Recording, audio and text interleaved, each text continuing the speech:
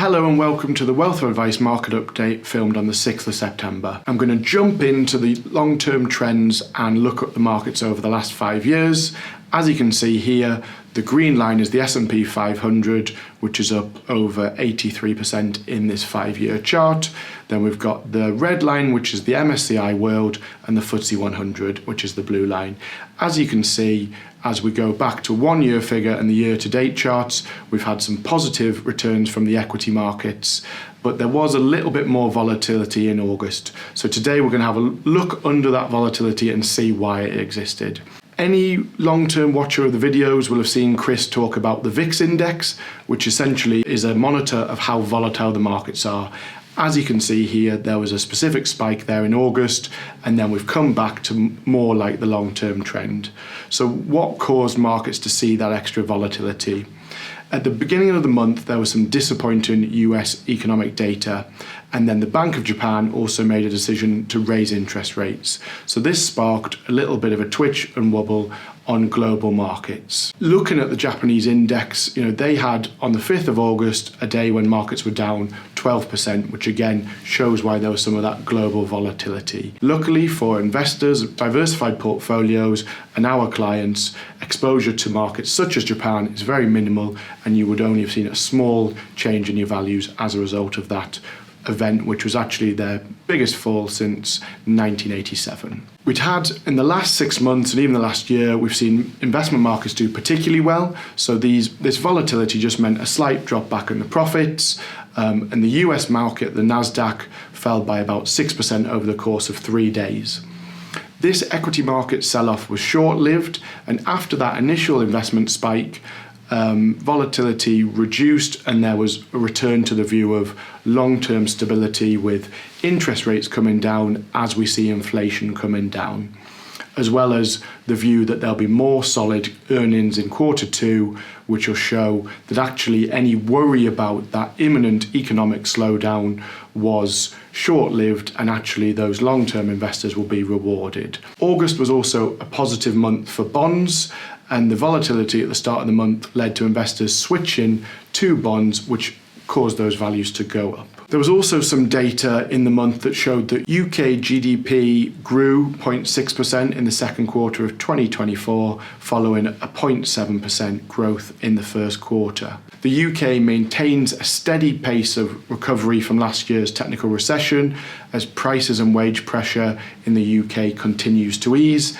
As you can see on this chart here, looking at most of the G7 economies, the UK was very strong there, and the only countries above it in terms of growth was Japan and the US. Again, that's reassuring when we're looking at the UK in general and then investment markets of the US and the UK. Inflation is definitely a common factor that we talk about in these sorts of presentations. And as you can see from this chart, the red line, the CPI, ticked slightly up in July, increasing to about 2.2%. Lower than expected, and the service inflation there in green was the lowest it's been in the last 2 years. This continues with that good news story that we're seeing inflation come down, and therefore interest rates are also coming down. The Bank of England's Governor, Andrew Bailey, has cautioned against reducing interest rates too quickly. This suggests that the Bank of England might not reduce interest rates again when they meet on the 19th of September. Instead, they could wait until November or December's meetings to cut rates. But certainly the long-term trend for inflation and interest rates is going in the right direction in terms of coming back to that long-term norm. When we look at the same inflation data for the US CPI has fallen for the 4th month in a row, down to 2.9%. This was after the Fed made the decision to keep interest rates at the same range at the end of July, and markets are now predicting 100% likelihood of US interest rates being cut on the 18th of September.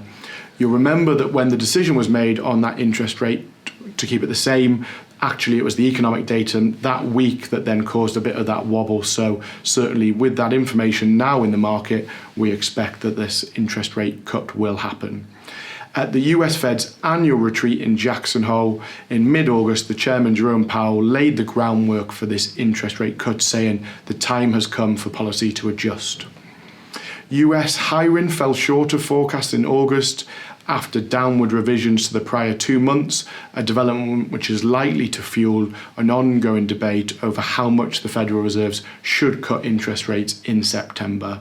So, to complete that picture, certainly what we've seen for markets over the last year is positivity in the UK and world markets and also in the US. Yes, we've seen that economic data and a wobble in August, but certainly, again, it came back quite quickly, as you can see on this chart. And for the long-term investor, volatility is something that we're aware of, and we're always monitoring investments and portfolios to make sure that we're invested in a line that's suitable with your attitude to investment risk and your long-term plan. As always, if any clients have any queries, please get in touch with the usual channels and we can talk about investment performance and the wider markets. Thank you very much for listening.